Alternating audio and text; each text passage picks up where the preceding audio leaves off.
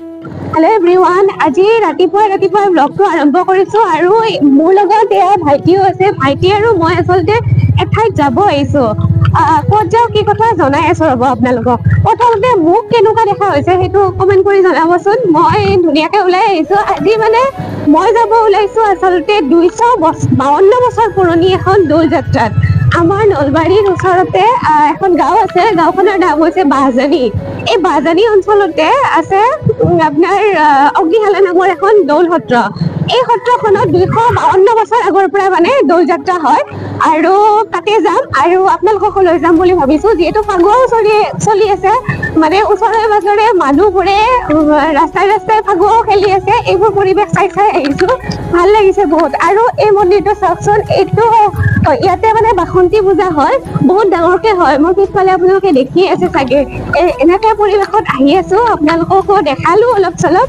আৰু বাকী আপোনালোকক আজি মই দৌল যাত্ৰা দেখুৱাম বাহজানী অগ্নিশালা সত্ৰৰ তেনেহলে বলক মোৰ লগত আৰু এই সত্ৰত যিখন দৌল হয় মই ক'লোৱে নহয় 252 বছৰৰ পুৰণি দেউল আৰু এই দেউলখন এইবাৰ 8 দিনীয়া বৰ্ণাঢ্য কাৰ্যসূচীৰে চলি আছে গতিকে আপোনালোকে ভিডিঅ'টো চাই ভাল পাব অকমানো স্কিপ নকৰাকৈ শেষলৈ চাব বুলি আশা কৰিছো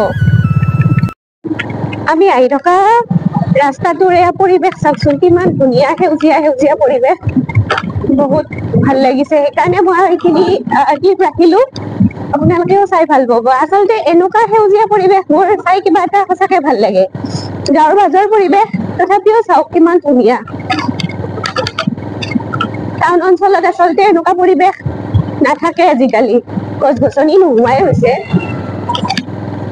টাউনৰ পৰা বৰ বেছি দূৰ নহয় যদিও বা এখন গাঁৱত ধুনীয়া সেউজীয়া এটা পৰিৱেশ আছে এইখিনিতে বজাৰ এখন বহে ইয়াতে ফাগুৱাৰ ধুনীয়া পৰিৱেশ ফাগুৱা খেলি আছে মানুহবোৰে এনেকে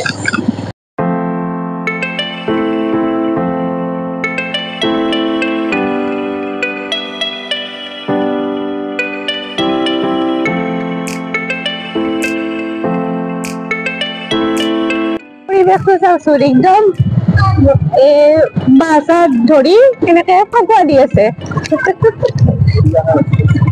আমি কিবাকে বাচি আহিলো এই মকা যাই আছে এতিয়া ইহঁতকো ধৰিব বাচ্চা কেইটাই বেলেগ ধুনীয়া ফাকুৱাৰ পৰিৱেশ হৈছে ইয়াতে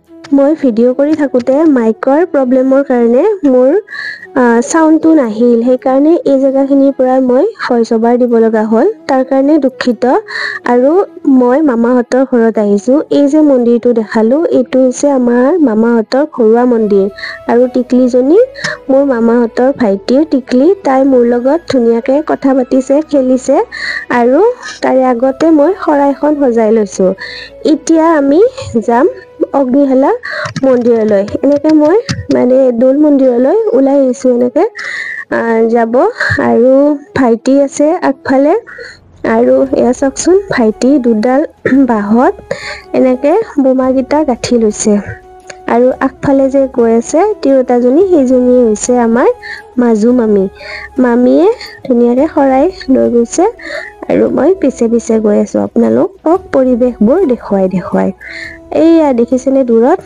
ফাগুৱা খেলি ইয়াতে মানে দৌল হয় কাৰণে ফাগুৱা বহুত খেলে তাৰমানে ভাল লাগে ইয়াৰে পৰিৱেশ আৰু এনেকে পৰিৱেশবোৰ চাই আমি অগ্নিশালা দৌল মন্দিৰৰ যিটো ৰাস্তা সেই ৰাস্তাইদি গৈ আছো দেখিছেনে এই পথাৰখনতে প্ৰথম দিনা মানে হেৰি কৰিছিল ইয়াতে বোমাৰ গছ দিছিল সিদিনা দেউলৰ গুণ বুলি কয় আচলতে ইয়াতে দিয়ে মই মামীক সুধিছো এইটো কথা মামীয়ে কৈছে যে দৌলৰ গুণ ইয়াতে হৈছিল আৰু ইয়াতে ওচৰত যে পেণ্ডেলখন দেখিছে আপোনালোকে ইয়াতে হেৰি যাদু আহিছে আগতে হেৰিও আহিছিল ইয়াতে থিয়েটাৰ আহিছিল আৰু ওচৰত এখন চাহৰ দোকানো বহিছে অস্থায়ীকে এনেকে গৈ আছো আমি আজি মানে বৰষুণৰ নিচিনা এটা পৰিৱেশ হৈ আছে মানে ভিজা পৰিৱেশ সেইকাৰণে মানুহৰ অলপমান সমাগম কম হৈছে মানে মানুহখিনি আহিম বুলি ভাবিও চাগে আহিব পৰা নাই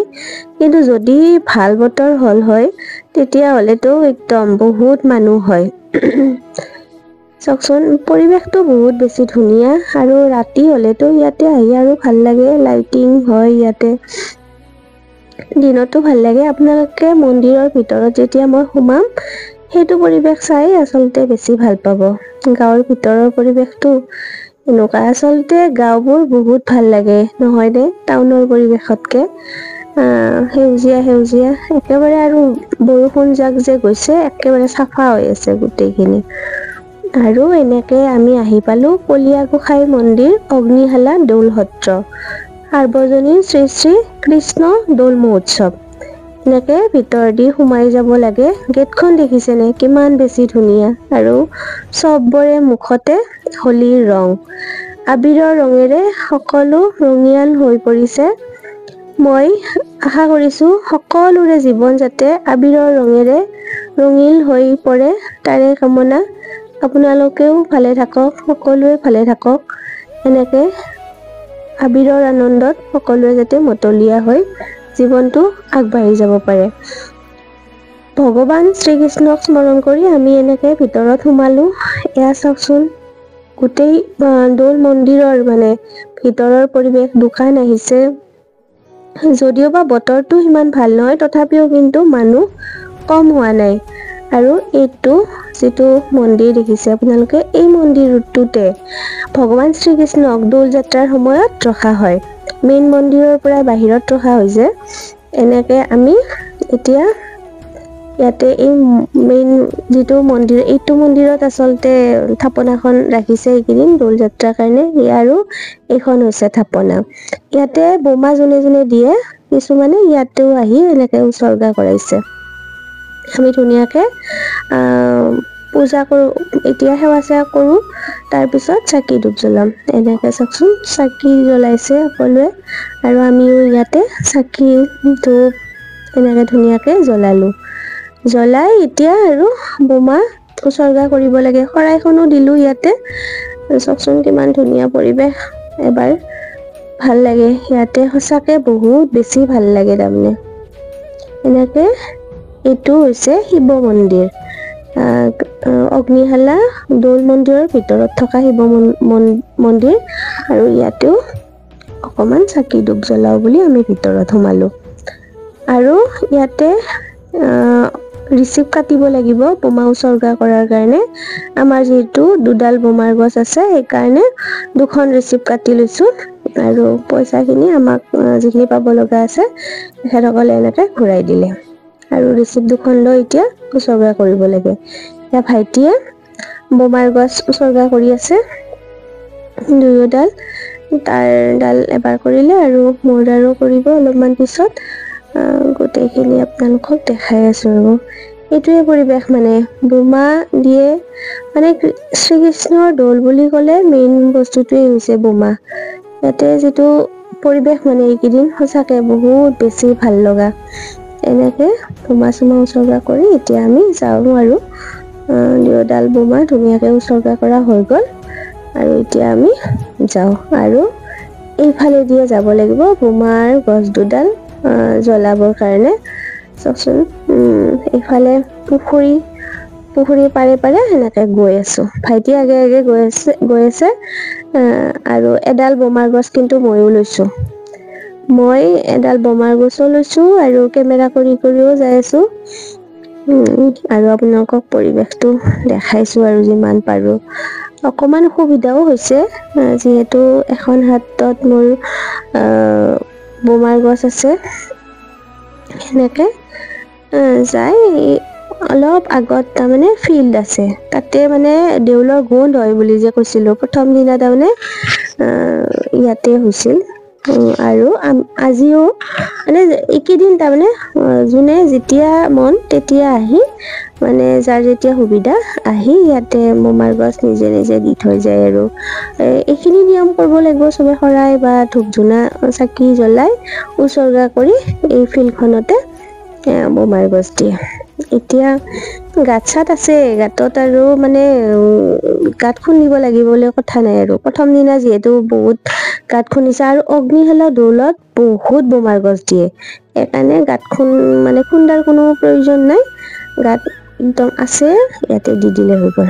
আৰু ভাইটিয়ে এডাল পুতিলে আৰু এইফালে এডাল এনেকে পুতি দি আছে। আৰু ইয়াতে কিন্তু এটা কথা ভাল লাগে, এই যে ৰঙা স্পৰ্টিং পিন্ধা মানুহজন দেখিছে, তেখেতে কিন্তু সহায় কৰিছে। তেখেত বুলি নহয়, ইয়াতে এনেকে বহুত মানুহ থাকে যিবোৰে সহায় কৰি দিয়ে। আৰু আমি এনেকে চাই আছো দূৰৰ পৰা, ইজনে সিজনক যিটো সহায় কৰা হেৰি, সেইটো সঁচাকে ভাল লাগে।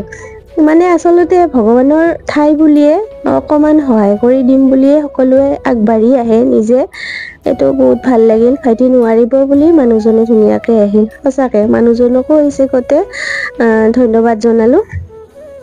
আৰু এতিয়া ভাইটিয়ে বোমা গছডাল জ্বলাই দৌৰি গৈছে। ভগৱানৰ কৃপাত ধুনীয়াকে বোমাকেইটা গৈছেও। আপোনালোকে চাওকচোন ইয়াৰে মানে বোমা যোৱা এইটো পৰিৱেশ সঁচাকে বহুত মানে কি ক'ম আৰু, ভক্তি ইয়াতে সঁচাকে জাগে। আমাৰ বোমা ধুনীয়াকে দিয়া হ'ল, কিন্তু দুখিত আপোনালোকক বোমাৰ আৱাজ শুনাব নোৱাৰিলো, কাৰণ মাইকটো বেয়া হৈ থাকিল। মই ভইচ অভাৰহে দিব লগা হ'ল। ভইচ অভাৰ নিদিলে আপোনালোকে এইখিনি ধুনীয়াকে শুনি পালে হয়।